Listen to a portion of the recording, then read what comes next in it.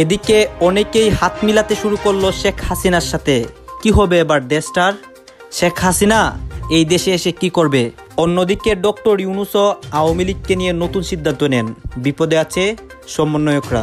শেখ হাসিনা ঠিক যেরকম চেয়েছিলেন একদম হুবহু সেই কাজগুলোই ধারাবাহিকভাবে করে যাচ্ছে এই মোহাম্মদ ইউনূসের অন্তর্বর্তীকালীন সরকার।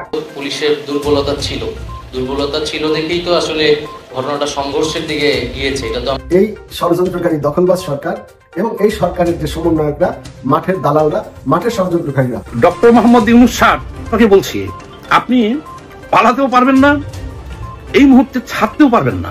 মানে যখন গণমাধ্যমে এই নিউজগুলো দেখি তখন তো একটু প্রশ্ন কাজই করে যায় যে শেখ হাসিনাকে নিয়ে সরকারের আসলে মনোভাবটা কি? দিন দিন শেখ হাসিনার জনপ্রিয়তা বেড়েই চলছে। এখন এইটা আমরা কি দেখতে পাচ্ছি শেখ হাসিনার সাথে?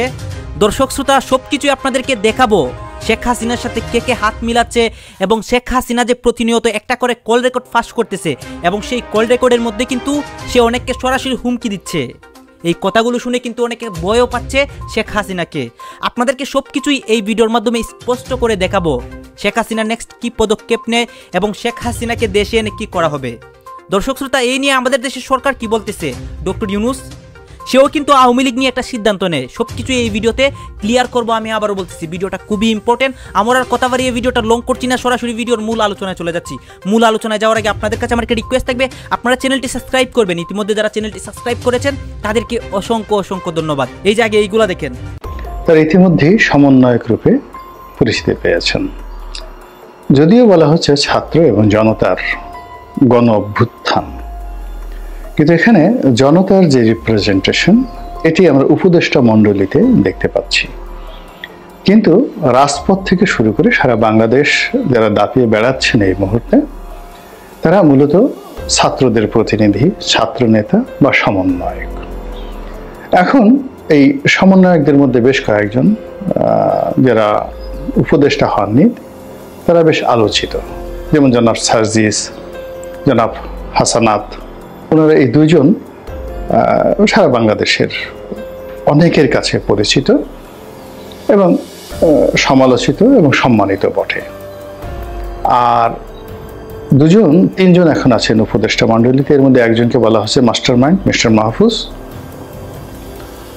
আর বাকি যে দুজন উপদেষ্টা আছেন তারাও তাদের যে গুরুত্বপূর্ণ মন্ত্রণালয়গুলো, তথ্য মন্ত্রণালয়, যুব ক্রীড়া মন্ত্রণালয় এবং এর সঙ্গে আবার সাম্প্রতিক সময়ে যুক্ত হয়েছে এলজিআরডি মিনিস্ট্রি, এই মন্ত্রণালয়গুলো তাদের নিকট দেওয়া হয়েছে। আর অন্যদিকে প্রধান উপদেষ্টার যে কার্যালয়, যেটিকে বলা হয় প্রধানমন্ত্রীর কার্যালয়, তো সেই কার্যালয়ে সংযুক্ত অবস্থায় মন্ত্রীর পদমর্যাদায় আছেন মিস্টার মাহফুজ, যাকে বলা হয় মাস্টার মাইন্ড। তো এই যে মিস্টার মাহফুজকে এখন যেভাবে ক্ষমতায়ন করা হয়েছে, এটা অনেকটা ইলন মাস্ককে নিয়ে যেভাবে মিস্টার ডোনাল্ড ট্রাম্প ভবিষ্যতে প্ল্যান করছেন, অর্থাৎ একটা উচ্চ ক্ষমতা সম্পন্ন কমিটি তিনি ফর্ম করেছেন হোয়াইট হাউস কেন্দ্রিক, যেখানে মিস্টার ইলন মাস্ক থাকবেন এবং তিনি এই সরকারের যাবতীয় কর্ম রিপ্রেজেন্ট করতে পারবেন এবং যে কোনো বিষয়ে সুপারিশ করতে পারবেন এবং যে কোনো বিষয়ে তদারক করতে পারবেন, unlimited, just like a president.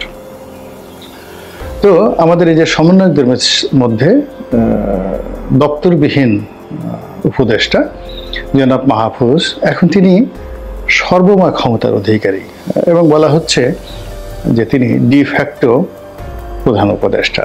এবং অনেকে আরও বলার চেষ্টা করছেন যে এটা আমরা নিশ্চিত নই যে মিস্টার মাহফুজ কি ডক্টর মোহাম্মদ ইউনূসকে চালান না ডক্টর মোহাম্মদ ইউনূস মাহফুজকে চালান।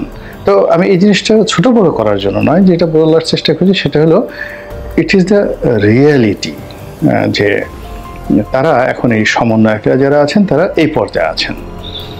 তো এই সমন্বয়কদেরকে নিয়ে সমালোচনা হলো, এত অল্প বয়সে তারা মন্ত্রী হয়ে গেলেন, এটা কোনো কথার কথা, মানে এটা যাকে বলে এটা কোনো যাকে বলা হয় বাস্তব ভিত্তিও নাই, বিকজ তারা যারা আছেন সবার বয়সী 25 বছরের ঊর্ধ্বে। অন্যদিকে নেপোলিয়ন বোনাপার্ট 21 বছর বয়সে ফ্রেঞ্চ আর্মির, তখন ইউরোপের সবচেয়ে বড় আর্মি ছিল ফ্রেঞ্চ আর্মি, সেই আর্মির কমান্ডার ইন চিফ হয়েছিলেন। রিজভী সাহেব ঠিকই বলছিলেন, ছাত্রলীগ নিষিদ্ধ হয়েছে, খুশির কিছু নাই। ভবিষ্যতে আমাদের উপরও এই নিষেধাজ্ঞা আসতে পারে। মুরব্বী মানুষ, এমনি চুলগুলা পাকে নাই, সবসময় সিরিয়াস মোডে থাকেন। কারণ কি, দলের নেতা কর্মীদের সম্পর্কে ওনার একটা আইডিয়া আছে। ছাত্রলীগের একটা নাম ছিল হাতুড়ি লীগ, হেলমেট লীগ, তাই না? আজকে মাঠে ছাত্রলীগ ওইভাবে নাই। তো আমরা কি এই যে প্রাচীন জিনিসগুলা বা এত বছর যেগুলোর সাথে পরিচিত এগুলো ফালাই দিব? প্রশ্নই আসে না। আমরা হাতে তুলে নিব। কারা? ছাত্রদলের নেতাকর্মীরা। সবাই না, আওয়ামী লীগের মতো সবাই কিন্তু, ছাত্রলীগের মধ্যে সবাই কিন্তু হাতুড়ি নিত না, কিছু মানুষ নিত। তো ছাত্রদলের মধ্যে মাশাআল্লাহ এই ছেলেদেরকে খোঁজা পাওয়া গেছে। সোনার ছেলে, অস্কার পাবে। তবে এটা কোথায় পাবে জানি না। ঘটনা দেখেন, রাজশাহীতে বৈষম্য বিরোধী ছাত্র আন্দোলনের স্থানীয় এক সমন্বয়ককে হাতুড়ি দিয়া পিটাইয়া, আপনি বোঝেন যে মাংস কি অবস্থা হয়েছে, কিমা কিমা করে ফেলছে। অভিযোগ হচ্ছে কার বিরুদ্ধে? ছাত্র দলের বিরুদ্ধে। গতকালকে সন্ধ্যায় 2 দফা হামলা চালানো হয়েছে এই সমন্বয়কের উপর। এই মুহূর্তে তিনি এখন হাসপাতালে আছেন। আহত সোহেল রানা রাজশাহী কলেজের ছাত্র। তিনি বলেন ছাত্রদল হামলা করেছে তার উপর। রাজশাহী মেডিকেল কলেজ হাসপাতালে তিনি চিকিৎসাধীন অবস্থায় বলছেন যে গতকালকে বিকেলে রাজশাহীর নিউ গভর্নমেন্ট ডিগ্রি কলেজ মিলনায়তনে রাজশাহীর বৈষম্য বিরোধী ছাত্র আন্দোলনের পক্ষ থেকে বিশেষ আলোচনা সভার আয়োজন করা হয়েছিল। পরে সেটি কালেক্টরেট মাঠে নেওয়া হয়। মাঠে গেলে ছাত্রদলের কিছু নেতাকর্মী তাকে মারধর করেন। আরেক দফা হামলার আশঙ্কায় তিনি রিকশায় বিকল্প পথে হাসপাতালের দিকে রওনা দেন। তখন রাজশাহী মাদ্রাসা মাঠের পাশে রিকশা থেকে নামিয়ে ছাত্রদলের 20-25 জন নেতাকর্মী তাকে আবারও মারেন। হাতুড়ি এবং দেশীয় আমাদের ঐতিহ্যবাহী যে জিনিসটা আছে বাঁশ, সেই বাঁশ দিয়ে তারা মন ভৈরা পাইসি আর পায়াম। সমন্বয়কের গায়ে হাত দেওয়া আজকের দিনে ভাবা যায়?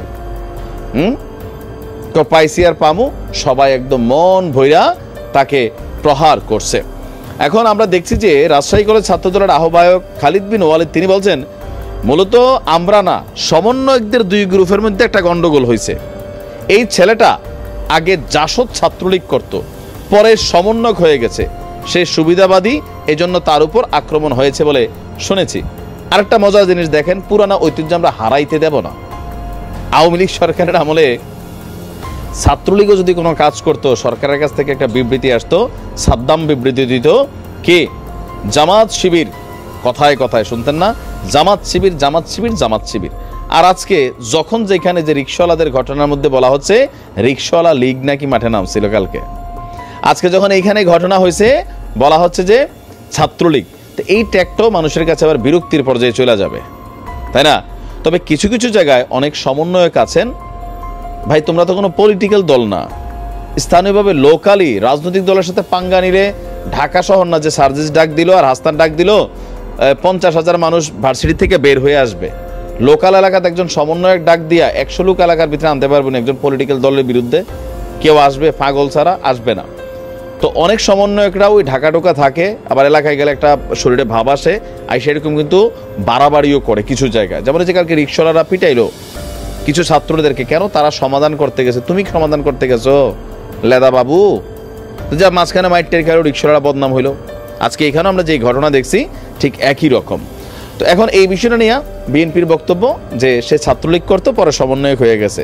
তো সমন্বয়ক কেমনে এমনি হয়ে যায় আজকাল? তাহলে ছাত্রলীগে এরকম মানে কতজন সমন্বয়ক আছে? ছাত্রলীগ করতো, নাহিদ সার্জিস তো আছেই। করে যাচ্ছে এই মোহাম্মদ ইউনূসের অন্তর্বর্তীকালীন সরকার। কেন আমি বললাম এই কথা? নিঃসন্দেহে এই বিষয়ে এই পুরো প্রতিবেদনে আলোচনা করব, কিন্তু তার আগে ছোট্ট একটা অনুরোধ, যারা এই ভিডিওটি দেখছেন তারা এই চ্যানেলটিকে একটু সাবস্ক্রাইব করে পাশে থাকা বেল আইকনটি ক্লিক করে রাখবেন। কারণ আমাকে ইনস্টাগ্রাম, ফেসবুক বা হোয়াটসঅ্যাপে একাধিক ব্যক্তি বলছেন আমাদের ভিডিওর নোটিফিকেশন আসছে না। ফলে যদি আমাদের বিশ্লেষণ ভালো লেগে থাকে, ধারাবাহিকভাবে কমেন্ট এবং লাইক দিলে আমাদের এই ভিডিওগুলো পরবর্তী ধাপে আপনারা পেতেই পারেন। এবার বলি ইউনূস সরকার কি করেছে। ইউনূস সরকার এবার বাংলাদেশের কোর্টে সরাসরি আবেদন জানিয়েছে যেন সংবিধান থেকে ধর্মনিরপেক্ষ এই শব্দটা বাদ দেওয়া হয়। এবার এত কিছু বিষয় বাংলাদেশে এখন আলোচনার কেন্দ্রবিন্দুতে এসে পৌঁছেছে, হঠাৎ করে ধর্মনিরপেক্ষ এই শব্দটাকে নিয়ে কেন এত চর্চা করলো এবং এই শব্দটাকে এতটা গুরুত্ব সহকারে মোহাম্মদ ইউনূস সরকার গুরুত্ব দিয়ে হাইকোর্টের দ্বারস্থ হলো? কেনই বা বাংলাদেশ সরকার এখন চাইছে এই ধর্মনিরপেক্ষ এই শব্দটাকে বাদ দিলেই বাংলাদেশের আসল সংস্কার তারা করে ফেলতে পারবে, এরকম কেন ভাবছে? সেটাই একটা সবথেকে বড় প্রশ্ন। আজ বাংলাদেশের কোর্টে অ্যাটর্নি জেনারেল কিছু বিস্ফোরক কথাবার্তা বলেন। তিনি বলেন, বাংলাদেশের বর্তমানে 90% মানুষ মুসলমান ধর্ম অবলম্বী মানুষ। আগে আল্লাহর প্রতি অবিচল আস্থা এবং বিশ্বাসের কথা ছিল, এটি যেভাবে আগে ছিল সেভাবেই চাইছি। দেখুন, আগের কথা বলা হয়েছে, তার মানে প্রথম দিকে যখন বাংলাদেশের মুক্তিযুদ্ধ হয়েছিল 1971 সালের পর, সেই 1971 সালে হওয়া মুক্তিযুদ্ধের পর 1972 সালে বঙ্গবন্ধু কিন্তু এই ধর্মনিরপেক্ষ শব্দটাকে গুরুত্ব দিয়েছিলেন। কিন্তু পরবর্তীকালে বাংলাদেশের যে সরকার আসে তারা কিন্তু এই ধর্মনিরপেক্ষ শব্দটিকে সংবিধান থেকে কার্যত তুলে দেন। পরবর্তী ধাপে শেখ হাসিনা বুঝেছিলেন এই ধর্মনিরপেক্ষ শব্দটা শুধুমাত্র ধর্মীয় কারণে সংবিধানে রাখার জন্য নয়, ধর্মনিরপেক্ষ এই শব্দটা সংবিধানে থাকলে একটা দেশের আন্তর্জাতিক মহলে সুখ্যাতি বাড়ে। আর এটাই হলো একজন রাজনীতিবিদের সঙ্গে অরাজনৈতিক ব্যক্তিত্বর পার্থক্য। আপনারা যদি বিশ্বের একাধিক প্রভাবশালী দেশ দেখেন তাহলে দেখবেন এই ধর্মনিরপেক্ষ শব্দটাকে এমফাসাইজ করে গুরুত্ব সহকারে সংবিধানে স্বীকৃতি দেওয়া হয়েছে, কারণ এতে আন্তর্জাতিক মহলে বাংলাদেশ, ভারত কিংবা আমেরিকার মতো দেশ সম্পর্কে আলাদাভাবে গুরুত্ব সহকারে বিবেচনা করে ব্যবসায়ীরা। এর ফলে অনেক বেশি মুক্ত মনা এবং আধুনিক মনস্ক এই দুটো শব্দকে যে বহির্বিশ্ব গুরুত্ব দেয়, সেই বহির্বিশ্ব কিন্তু বাংলাদেশ দ্বারা আকর্ষিত হচ্ছিল। আর এই ধর্মনিরপেক্ষ শব্দটা ভুল করেও আপনারা ভাববেন না শুধুমাত্র ধর্মীয় কারণেই শেখ হাসিনা কিন্তু মসনদে রেখেছিলেন। এটা ঠিক, শেখ হাসিনা ধর্মনিরপেক্ষ এক বাংলাদেশ তৈরি করতে চাইছিলেন, অর্থাৎ যেখানে হিন্দু, মুসলমান, খ্রিস্টান সমস্ত ধর্মের মানুষই সুখে শান্তিতে বসবাস করবে। কিছু ক্ষেত্রে তিনি পেরেছিলেন, কিছু ক্ষেত্রে হয়তো পারেনি, কারণ 90% মুসলমান ধর্মাবলম্বী মানুষ সবাই তো খারাপ নয়। কিন্তু ষড়যন্ত্রকারী দখলবাজ সরকার এবং এই সরকারের যে সমন্বয়করা, মাঠের দালালরা, মাঠের ষড়যন্ত্রকারীরা সব সময় আওয়ামী লীগ ফোবিয়ায় ভুগছে। সরকারের বিরুদ্ধে কেউ কিছু আন্দোলন করলেই সেটা আওয়ামী লীগ করছে। রিক্সা চালকরা তাদের ন্যায্য দাবিতে আন্দোলন করলে এই সরকারের দোসর সার্জিস বলল রিক্সা চালক লীগ হয়ে দেশে অশান্তি সৃষ্টি করতে চেষ্টা করছে স্বৈরাচার। আনসাররা তাদের দাবি নিয়ে সচিবালয় ঘেরাও করলে এই সার্জিস বলে সচিবালয়ে ছিল আনসার লীগ। সাকিব ভক্তরা যখন ক্রিকেট নিয়ে সাকিব শুরু করলো তখন এই সরকার তকমা দিল, তবে কি আনসার লীগ সাকিব লীগ হয়ে ফিরে আসছে? যেখানে কোনো সমাবেশ হয় সেখানেই তারা খোঁজ নেয় এদের অনেকেই আওয়ামী লীগ। যখন গার্মেন্টস শ্রমিকরা তাদের দাবি নিয়ে আন্দোলন করলো তখন শ্রম কর্মসংস্থান উপদেষ্টা আসিফ বলল শ্রমিকদের ইন্ধন দিচ্ছে আওয়ামী লীগ। জুলাই আগস্টের ষড়যন্ত্রে আহতরা তাদের দাবি দেওয়া নিয়ে রাস্তায় বসে পড়লে সার্জিস আর হাসনাত বলল আনসার লীগের পর এবার আহত লীগের খপ্পরে পড়েছে সরকার। তারা যেখানেই আন্দোলন দেখে সেখানেই ভূতের মতো ছাত্রলীগ দেখে, যুবলীগ দেখে, আওয়ামী লীগ দেখে, কৃষক লীগ দেখে, মানে সব সময় তারা আওয়ামী লীগের নামে ভূত দেখে চলছে। যেখানে দেখবেন যে কোনো একটা আন্দোলন সংগ্রাম সেখানেই আওয়ামী লীগ। কিভাবে আওয়ামী লীগের ভূত তাদের ঘাড়ে চেপে বসেছে এবং কিভাবে তারা আওয়ামী লীগের ভয়ে ভীত। নাড়া তো দেয়ই নাই, মোটে একটা নাড়া দিয়েছে নূর হোসেন দিবসে। নাড়া সামনে আছে, 16ই ডিসেম্বর আছে, সামনের বছর আছে, সামনে বহু আন্দোলন সংগ্রাম আওয়ামী লীগ, যুবলীগ, ছাত্রলীগ করবে। তো এখনই আপনারা ভূত দেখে ভয় পাচ্ছেন কেন? আসলে আওয়ামী লীগ যখন মাঠে নামবে তখন দেখবেন, তখন ভূতের মতোই দেখে পালিয়ে যাবেন, তখন আর আপনাদেরকে মাঠে খুঁজে পাবেন। গাইজ, আপনারা তো দেখলেন এখানে কি কথা হচ্ছে। শেখ হাসিনাকে নিয়ে কিন্তু অনেক কথা হচ্ছে, অনেকে আলোচনা করতেছে, আবার সমালোচনা করতেছে। দর্শক শ্রোতা, এতক্ষণ আপনাদেরকে যা কিছু দেখিয়েছি সবকিছু কিন্তু আমরা সোশ্যাল মিডিয়া থেকে সংগ্রহ করেছি। এখানে আমাদের নিজস্ব কোনো মতামত নেই বা নিজস্ব কোনো মন্তব্য নেই। এইসব দেখে আপনাদের কি মনে হচ্ছে, আপনাদের মন্তব্য কি, এটা কিন্তু আপনারা অবশ্যই কমেন্ট বক্সে লিখে যাবেন। এবং আপনাদের কাছে আমার একটা রিকোয়েস্ট থাকবে, আমার চ্যানেলটি সাবস্ক্রাইব করবেন এবং পাশে থাকা বেল আইকনটি অবশ্যই বাজিয়ে যাবেন, যাতে করে নেক্সট ভিডিওটা সবার আগে আপনাদের কাছে পৌঁছায়। ধন্যবাদ।